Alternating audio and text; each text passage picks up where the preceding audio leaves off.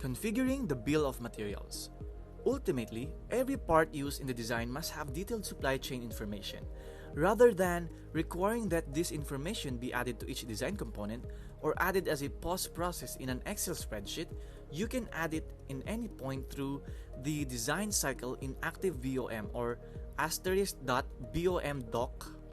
ActiveBOM is the component management editor included in the Altium Designer, which is used to configure the component information so that it is BOM ready, including adding additional non-PCB component BOM items such as the bare board, glue, mounting hardware, and so on.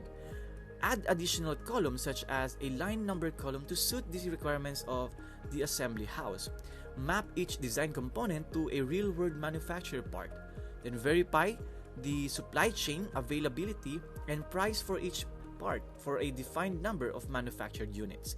Calculate the cost to build for the defined number of manufactured units.